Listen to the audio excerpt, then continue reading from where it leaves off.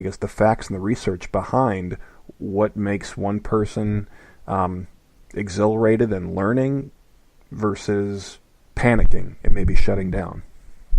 Sure. And for us at Edgework, one of the things that we pride ourselves in is being pretty good at things aggregating and synthesizing a lot of what other people spend their entire careers diving into, in specificity, and then looking for the more broader kind of meta themes or trends. And there's so many people that have spent entire careers, I think, looking at this piece from, Mihai Csikszentmihalyi, who built the model for flow, and Kate McGonigal, who's done all this work on kind of the upside of stress. And they're all just wonderful resources to look at the deeper kind of layers of this. Some of the stuff that we've seen that I think is really important to understand that line is, the first piece is that stress really is just a stimulus. It's all around us, and it's up to, it kind of depends on how our body interprets it.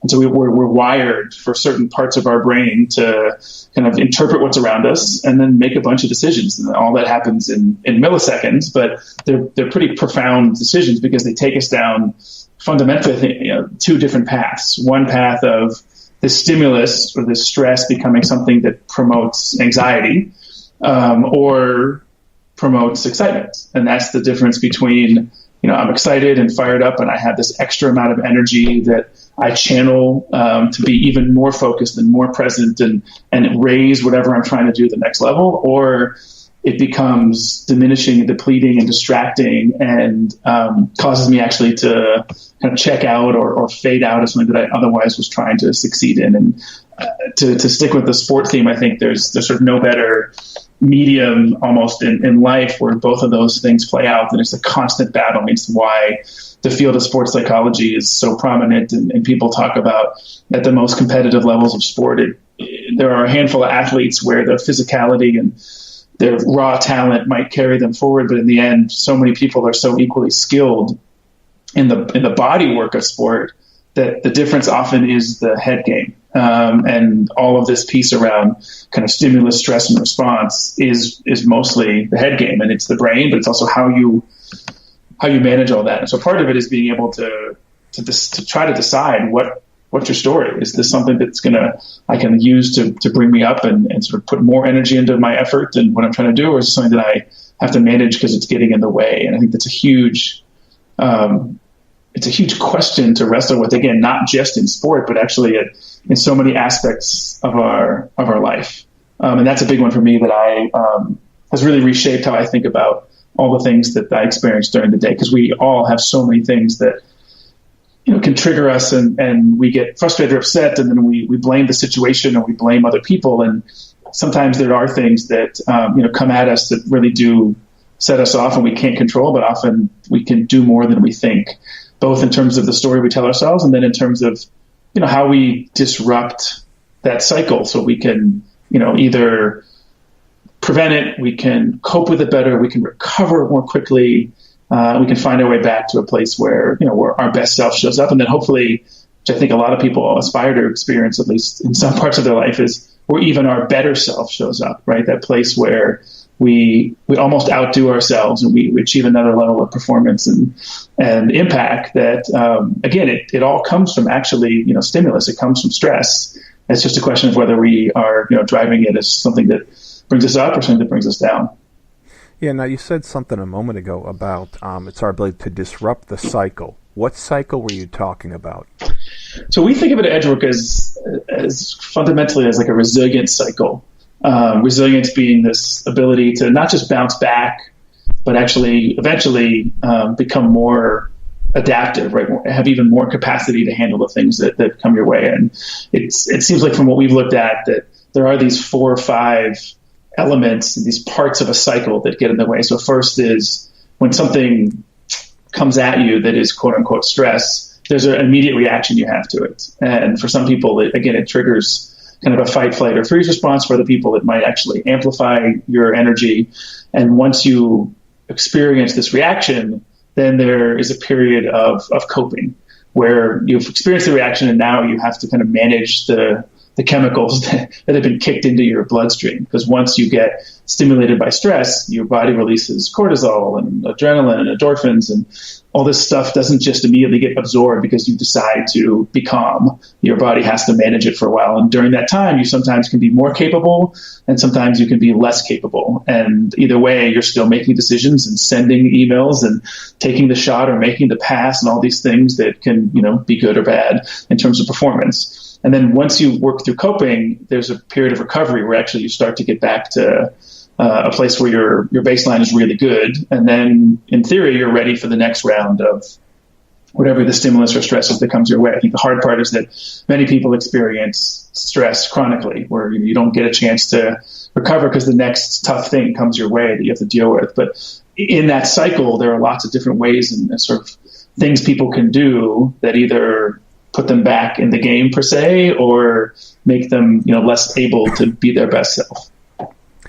Without oversimplifying, are there a few things you can, I guess, to give us a little context, the things that we do that help us to get back in the game, or we do that keep us stuck in that anxiety, stress mode?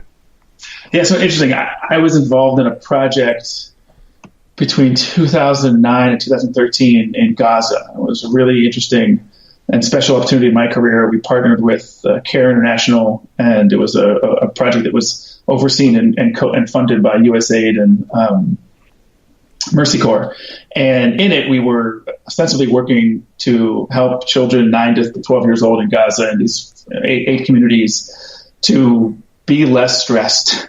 The level of kind of the toxic stress of that environment is almost unprecedented in most parts of the world. And everybody is suffering there, from kids to adults. And behaviorally, we were trying to help with reduction in violence and also just mental health symptoms being kind of managed better. And to get ready for that, we did a lot of research on stress. We looked at conflict resolution work around the world, restorative justice, and tried to figure out if you were going to teach 9 to 12-year-olds, and really anyone, because we were teaching staff, parents, and other folks as well in these communities, they have one skill set that might help with kind of so many places in life where you get stressed out and you want to and the stressed out piece becomes negative stress for you, anxiety. And then how could you simplify it down to a level where it could be a toolkit that a 9-year-old as well as a 29-year-old as well as a 49-year-old could use? It was fascinating. It came down to kind of 3 things you should do before you make decisions or make choices. And one was just stop what you're doing. It is unbelievable how often we allow the knee-jerk reaction to get ahead of us because your body wants to just act. And so if you can sort of challenge yourself to stop. The second one, which has become, I think, a lot more mainstream, a lot of mainstream use, even in the last kind of 5 or 6 years, is around just breathing. It's remarkable what a handful of deep, slow in and out breaths will do to regulate parts of your brain, your body, the flow of oxygen. It's unbelievable what that can do. And then the third piece is to ask questions. And this is kind of a little cognitive trick you can play with yourself. And I think the best youth workers, the best coaches, they know that yelling at someone doesn't help. Telling someone to relax often makes it worse. But asking just the right kind of framing of a question that kind of throws you off your game a little bit about why you're here, or what's your stats on this situation, how are you doing for your points in this game? Did you notice someone's in the stands? All these things get the thinking part of your brain reactivated because it gets shut down by the stress response, and that puts you back in a better place. And then you make a choice, choose what to do. And so as opposed to just acting, stop, breathe, ask a couple of questions, or let somebody ask you questions. And in the process, what you've really done is just delay kind of an action by 5, 10, 15 seconds. And that by itself can often be, impact-saving, life-saving, game-changing for choices that we make. There's not many places in life except maybe the last 3 seconds of a sporting event or a few, the real life or death situations we face where you actually have no time to act. In many things in life, we just want to get it done because our body just needs to resolve this unresolved stress. In actuality, by slowing down the action, we can accomplish a much better outcome and actually increase our capacity for all these important things that have so much impact in the world around self-regulation and self-control and being able to, again, quote, stay in the game. And I really couldn't agree more with those three things. Or you can stop, breathe, ask some questions, let the brain begin to function again. And if you think about what we often tell people, which is, will you please just calm down? Right. You have got to, stop panicking. I can't think of anything more alarming than when I'm in a state of panic or didn't know I was in one. Than when someone's telling me that I'm visible, they can see I'm panicking and I didn't know I was, and all they're telling me is to stop.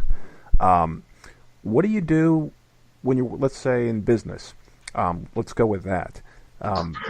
Where does the panicking, in that context? We talk a lot about sports, but in the boardroom, and I see it at work where they look at the clock, or worse, they look at a budget, which is a different kind of a clock, and they begin to panic because they aren't where they thought they were at that, part of the timeline, the money line.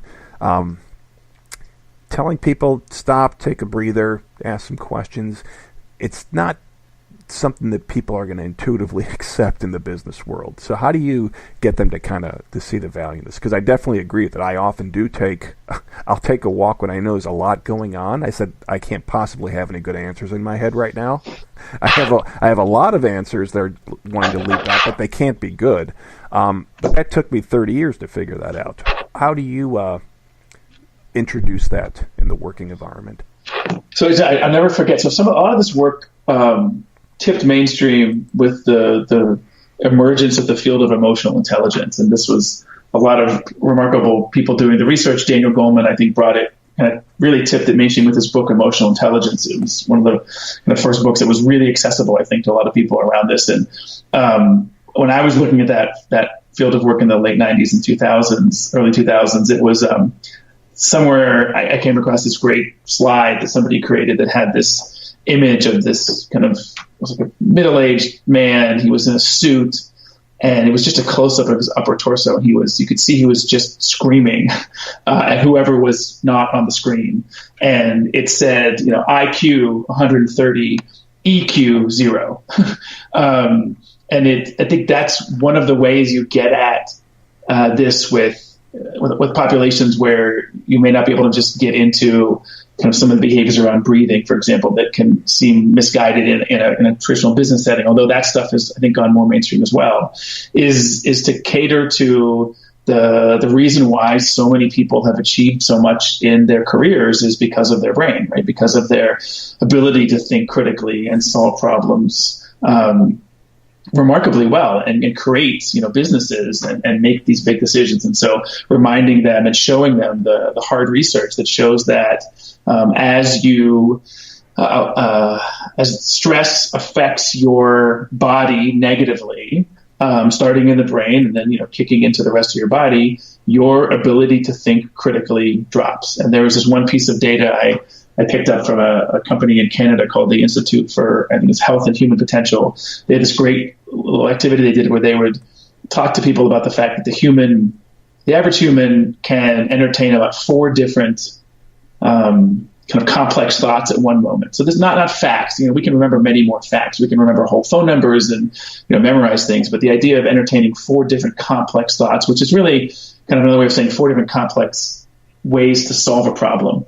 But if you think about that, you never just would use those 4 independently. You'd combine all your different thoughts to create a whole bunch of solutions. And that is when you are at your best. And that is actually 4 factorial. It's 4 times 3 times 2 times 1, which represents all the different configurations of problem solving you could do. That is someone completely at their game, like no bad stress in their system. And that's 24 different solutions. But as soon as some anxiety kicks into gear, what happens is your brain narrows its ability to see perspective. And so you drop one of those options. And that's why when we get down to real stress, like high-level negative stress, we're in this either or, black or white mindset. You think it's this or it's that. You can't see all these other options. But if you do the math on that and you go down to 3 factorial, that's only dropping only one solution. You're down 3 times 2 times 1, which is just 6 ways to solve that problem. So just with some stress, some negative stress in your system, you have eliminated, right, a whole host of ways to solve that problem. And so those kind of statistics, and I think that kind of data is really helpful for people